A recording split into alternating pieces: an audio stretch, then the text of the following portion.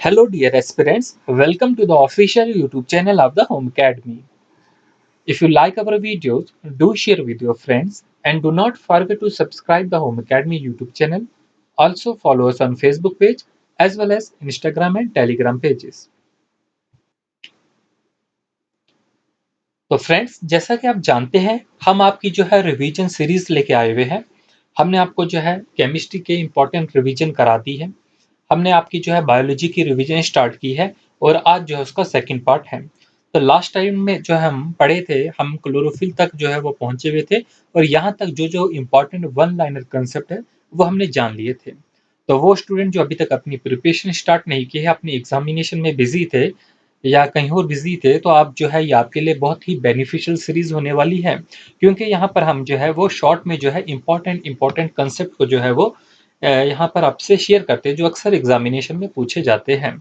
तो आज जो है हम यहाँ से स्टार्ट करेंगे हार्मोन्स से।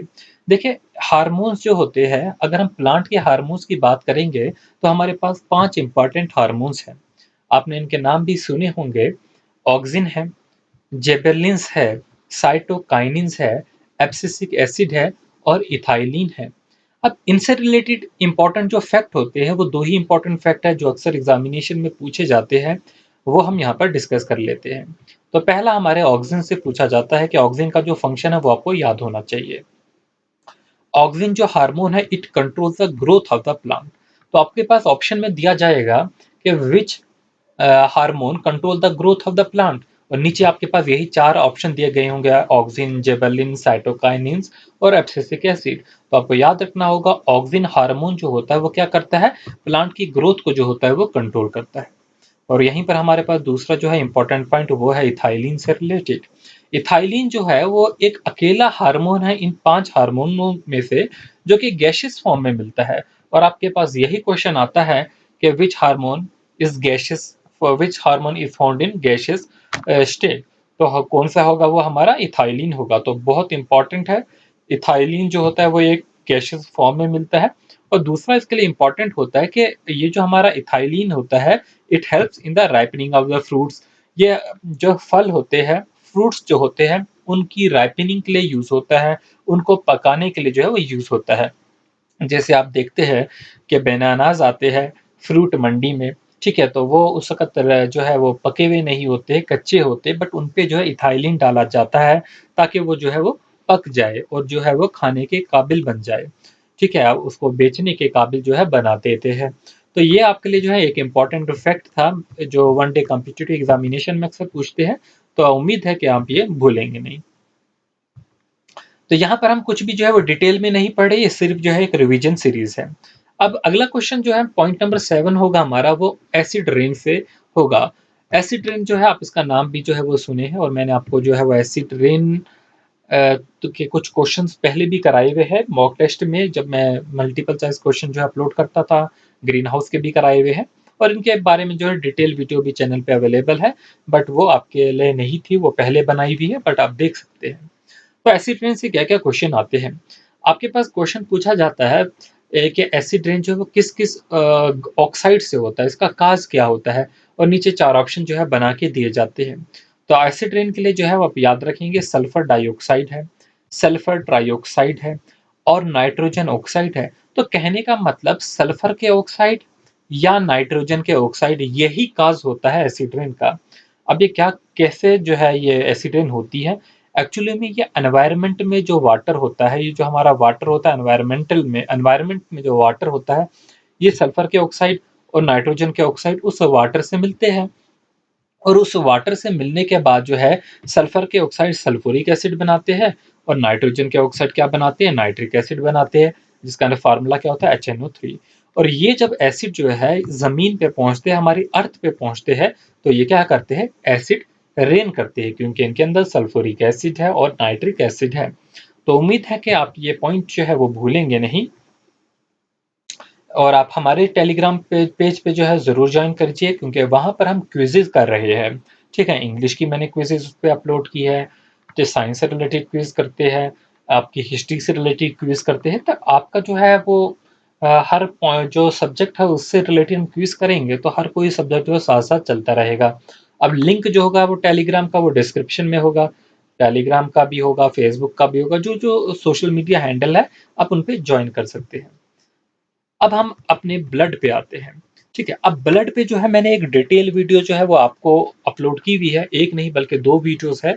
दो वीडियोस में जो हमने ब्लड का टॉपिक जो है वो कंप्लीट किया था। बहुत ही इंपॉर्टेंट टॉपिक रहता है ये वन डे कॉम्पिटिटिव एग्जामिनेशन में। देखिए, अभी आरआरबी में भी इससे रिलेटेड क्वेश्चन आए थे।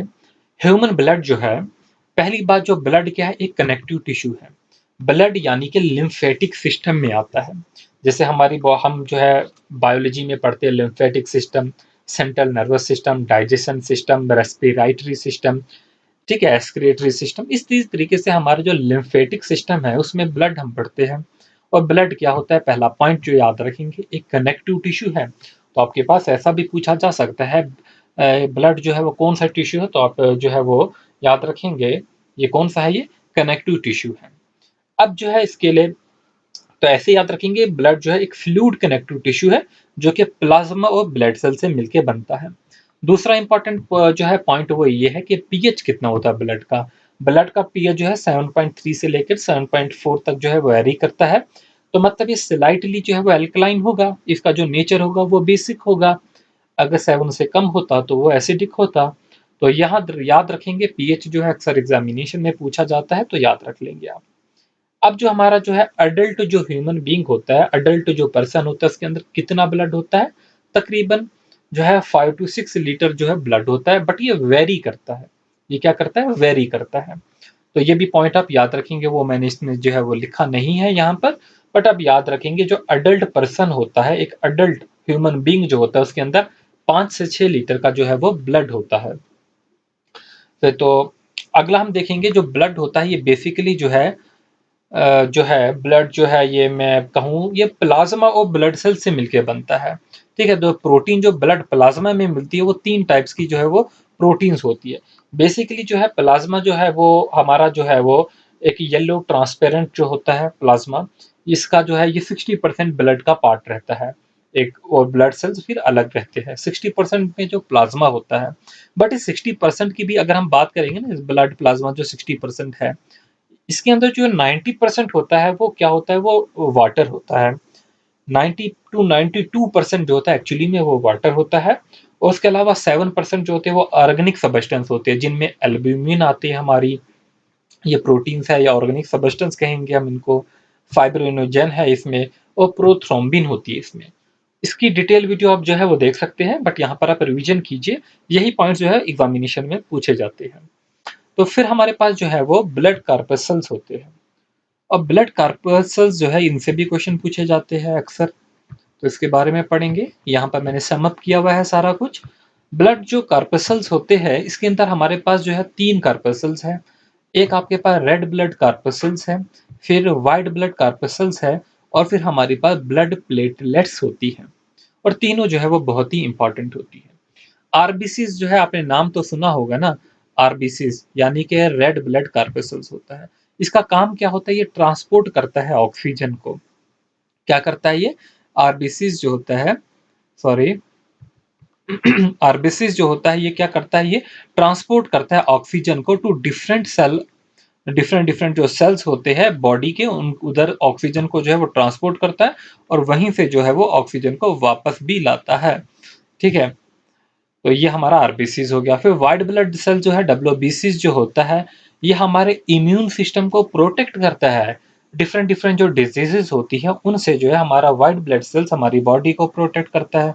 फिर हमारी ब्लड प्लेटलेट्स आती है, ये क्या करती है, help in clotting of the blood. जो खून जो होता है कहीं कट लगता है तो उस खून को जमाने में, उस क्लॉट बनाने में जो है मदद करती है। ठीक है, इसके अंदर जो है प्रोथ्रोम्बिन जो होता है वो प्रोटीन होता है। और ब्लड क्लॉटिंग पे जो है मैंने आपको पूरा डिटेल में पढ़ाया हुआ है, पूरा मैकेनिज्म पढ़ाया हुआ है, आप वहां से पढ़ सकते हैं। अब क्वेश्चंस चलते हैं जो वन लाइनर पूछे जाते हैं। आरबीसीज का दूसरा नाम क्या होगा, एरिथ्रोसाइट्स होगा। डब्ल्यूबीसीज का दूसरा नाम क्या होगा, जो होगा वो हमारा लीकोसाइट होगा। ठीक है, लीकोसाइट होगा। आज कर्सर भी खराब हो गया कुछ। तो प्लेटलेट्स का जो होगा वो नेम क्या होगा, थ्रेम्बोसाइट होगा।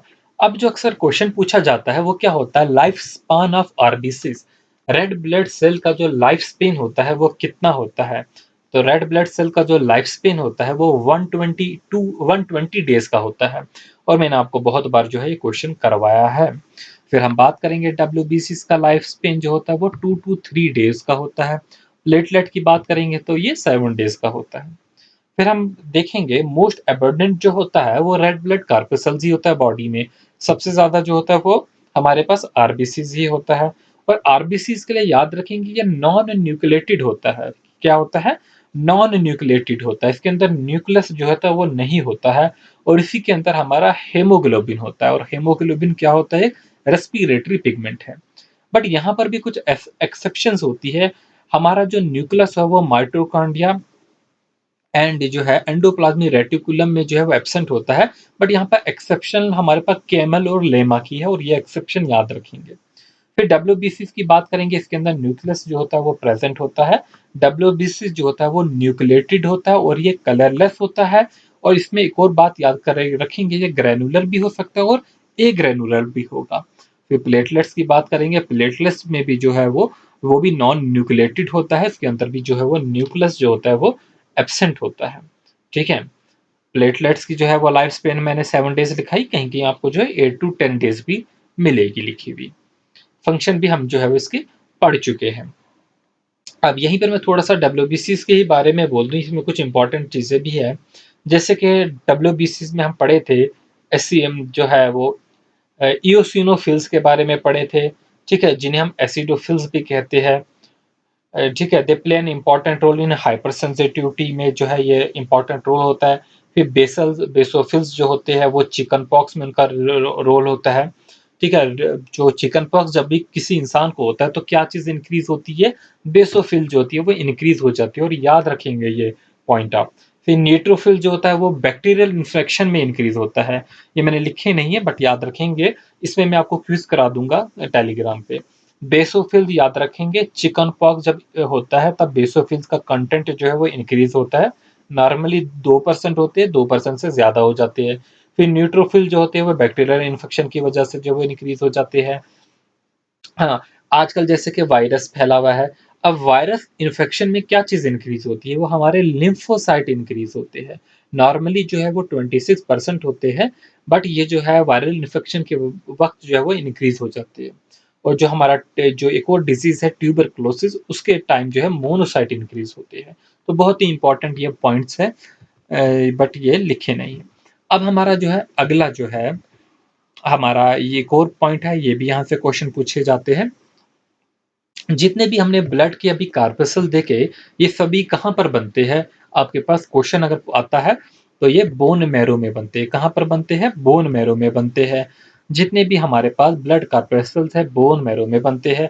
और ये जहाँ पर डिस्ट्रॉय होती है जगह को क्या कहते हैं? सिप्लीन कहते हैं।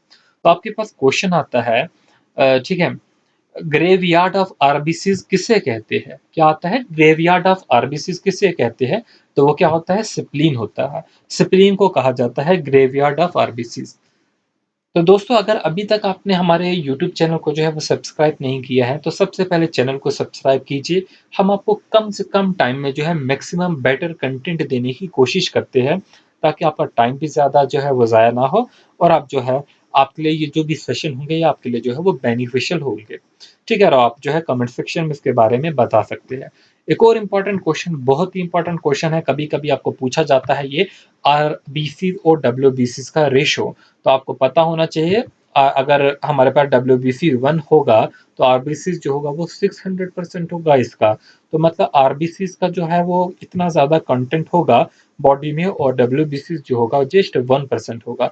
तो ये रेशो जो है वो आप याद रखेंगे। ठीक है। अब हमारे पास ब्लड कैंसर कब होता है? ये भी जो है क्वेश्चन याद रखेंगे। ब्लड कैंसर जिसे हम क्या कहते हैं? ल्यूकेमिया कहते हैं। ल्यूकेमिया क्या होता है? कभी कभी डिजीज में क्वेश्चन आ सकता है, तो ब्लड कैंसर को ल्यूकेमिया कहते हैं। अब इसकी वजह क्या होता है? क्या होता है जो हमारा आरबीसी होता है, इसका जब नंबर जो होता है वो इंक्रीज हो जाता है बॉडी में। ठीक है, रेड ब्लड कार्पसल्स का नंबर इंक्रीज हो जाता है बॉडी में, तो उस बीमारी को हम क्या कहते हैं? ल्यूकेमिया कहते हैं। तो ये ब्लड कैंसर होता है। फिर हम देखेंगे, अगर आरबीसी का ही नंबर बॉडी में डिक्रीज हो जाए तो एक और बीमारी होती है, उसे हम लीकोपेनिया कहते हैं। क्या कहते हैं? लीकोपेनिया कहते हैं। तो उम्मीद है कि ये सारी बातें आपको याद रहेगी। अब अगला टॉपिक होगा ब्लड क्लॉटिंग का, बट मैं आपको ब्लड क्लॉटिंग नहीं पढ़ाऊंगा, पहले पढ़ा चुके बहुत डिटेल में, बट इसके रिलेटेड जो पॉइंट होगा मैं सिर्फ यहाँ पर वही डिस्कस करूंगा। एक जो है वो आपको याद रखना होगा, वो ये होगा पॉइंट, ये पॉइंट याद रखिए, the compulsory protein making for clot is fibrinogen. इस प्रोटीन के बारे में याद रखेंगे आप, फिब्रिनोजिन प्रोटीन जो है, ठीक है, ये जो है ब्लड क्लॉटिंग के लिए यूज होता है। मैकेनिज्म मैंने आपको पढ़ाया हुआ है, तो अब वहां से पढ़ सकते हैं, बट इतना खाली पॉइंट याद रखिए, इतना ही आएगा इसमें।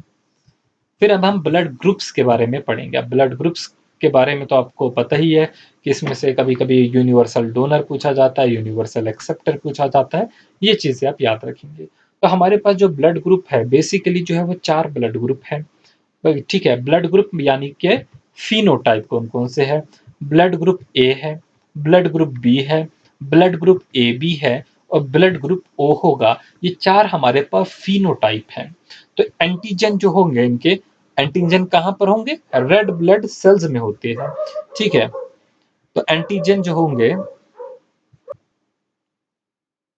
याद रखेंगे, एंटीजन जो होगा हमारे पास जो होगा वो क्या होगा, ए होगा।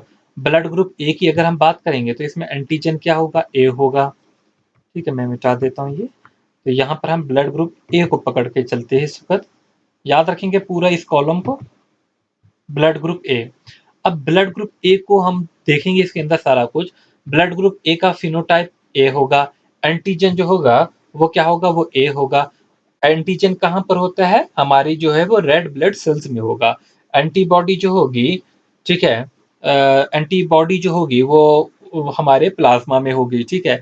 अब ब्लड ग्रुप जो ए है वो किस किस को जो है वो डोनेट, जो है ये किस किस को ब्लड दे सकता है, ए, ठीक है, ये ए को देगा, ठीक है, और ए बी को दे सकता है। तो ब्लड ग्रुप मतलब, ये ब्लड ग्रुप जो ए है can give blood two groups, किस किस को जो है ब्लड दे सकता है, अपना खून ए को दे सकता है या ए बी को दे सकता है। और अगर इसको कभी खून की जरूरत होगी तो वो किससे लेगा, ए और ओ से ले सकता है, सिर्फ ए से ले सकता है या ओ से ले सकता है, ठीक है। अब हम जो है बी की तरफ चलेंगे। हमारा जो फिनोटाइप बी है, मतलब ब्लड ग्रुप जो बी है, इसका एंटीजन क्या होगा, बी होगा। एंटीबॉडी क्या होगी, ये ए होगी, ये जो कि ब्लड प्लाज्मा में होगी। फिर हमारा डोनर, तो ये किस किस को दे सकता है ब्लड ग्रुप अपना, बी को दे सकता है, साथ में ए बी को दे सकता है। और किस किस से जो है ब्लड ग्रुप ले सकता है, तो वो बी और ओ से ले सकता है। सिमिलरली अब हम अगले में देखेंगे, अगली जो फिनोटाइप हमारे पास है वो क्या है, वो ए ए बी है। तो ब्लड ग्रुप ए बी जो है, इसका जो एंटीजन होगा वो ए और बी होगा, ठीक है। इसके अंदर कौन कौन सी एंटीबॉडी होगी, तो याद रखेंगे इसके अंदर कोई भी एंटीबॉडी नहीं होगी, ठीक है, नन होगा। तो ए बी में जो है वो कोई भी एंटीबॉडी हमारे प्लाज्मा में नहीं होती। तो इसी वजह से जो है ये डोनेट जो है वो सिर्फ ए बी को कर सकता है, लेकिन जो ये खून ले सकता है वो ए से भी ले सकता है, डी से भी ले सकता है, ए बी से भी ले सकता है, ओ से भी ले सकता है, ठीक है। कभी मैं डिटेल में जो है आपको ये सारी चीजें जो है वो पढ़ाऊंगा कि एंटीजन क्या होता है, एंटीबॉडीज क्या होता है, बट ये अभी रिवीजन क्लास है। फिर हम देखेंगे आगे ब्लड ग्रुप जो फिनोटाइप हमारा ओ है, अब इसके रिलेटेड जो है वो पढ़ेंगे। फिनोटाइप ओ है, इसके अंदर जो एंटीजन होगी वो एब्सेंट होगा, लेकिन एंटीबॉडी ए भी होगा और बी भी होगा, जिसकी वजह से ब्लड ग्रुप हर किसी को दे सकता है, ए को भी, बी को भी, ए बी को भी और इवन ओ को भी। लेकिन जो ब्लड ग्रुप ये एक्सेप्ट करेगा वो सिर्फ ओ से एक्सेप्ट कर सकता है। तो इसका मतलब आपने एक चीज नोट की, एक्सेप्टर में ओ, ओ, ओ चारों में आया, तो इससे ये पता चलता है आपको जो ब्लड ग्रुप ओ है वो यूनिवर्सल एक्सेप्टर है। क्या ब्लड ग्रुप ओ होगा वो क्या होगा, यूनिवर्सल एक्सेप्टर होगा। तो ब्लड ग्रुप ओ जो होगा वो यूनिवर्सल एक्सेप्टर होगा। ए ओ के लिए आप याद रखेंगे, इंपॉर्टेंट पॉइंट है कि यूनिवर्सल एक्सेप्टर होगा। और सिमिलरली ए बी के बारे में याद रखेंगे, ये यहाँ पर भी है डोनर में, इधर भी होगा, इधर भी होगा, मतलब ये चारों में है, तो मतलब ये यूनिवर्सल डोनर है। तो यहाँ से आपके 2 पॉइंट्स जो है आई होप जो है सो फार क्लियर हो चुके हैं कि ब्लड ग्रुप ओ जो है वो यूनिवर्सल एक्सेप्टर है, and blood group A B जो है वो यूनिवर्सल डोनर है। बढ़ेंगे आगे। ठीक है, अब हमारे पास जो है ब्लड ग्रुप जो है कैसे हम डिटरमिन करते हैं किसी का भी। जैसे फादर है, फादर का ब्लड ग्रुप ए है, मदर का ए बी होगा, तो चाइल्ड में पॉसिबिलिटी होगी ए की बी की बी, ओ की बी और ए बी की बी। भैया डिटेल में मैं आपको कभी और पढ़ाऊंगा, बट आप आज के लिए जो है वो सोफा याद रखेंगे ये चीजें पॉइंट्स। अगर फादर का ओ होगा, मदर का ए होगा, तो जो है ओ और ए जो है वो चाइल्ड में होगा। अगर ए बी होगा तो चारों आ जाएंगे, अगर ओ ए है तो ओ ए आएगा, अगर ए ए दोनों में है तो ए ओ ही आएगा। ठीक है, ये जो है इतना सा आप याद रखेंगे। चलिए, आज की वीडियो में मैं इतना ही करता हूँ कि वीडियो जो है ऑलरेडी 20 मिनट्स की हो गई है, बट हम इसमें आज जो है आज उतना जो है वो डिस्कस नहीं कर सके, जो है जितना कंटेंट देना था उतना नहीं दे सके। तो नेक्स्ट वीडियो में जो है हम इसमें भी डाइजेस्टिव सिस्टम है आपका, सर्कुलेटरी सिस्टम है आपका, ठीक है, नर्वस सिस्टम है, रेस्पिरेटरी सिस्टम है, उनके रिलेटेड क्या क्या पॉइंट्स है, फिर हमारी डिजीजेज आती है और भी कुछ साइंटिस्ट से रिलेटेड बायो में, वो हम डिस्कस करेंगे। और फिर आपकी जो है फिजिक्स की भी जो है वो जो है चैप्टर वाइज सीरीज जो है वो स्टार्ट होगी, जिसमें आपको अच्छे से एक एक वीडियो में दो दो तीन तीन चैप्टर की जो है रिवीजन कराई जाएगी। Thanks for watching, all the best. Social media का जो लिंक है वो हमारे डिस्क्रिप्शन में दिया गया है, आप चाहे तो वहाँ से ज्वाइन कर सकते हैं। Thanks for watching.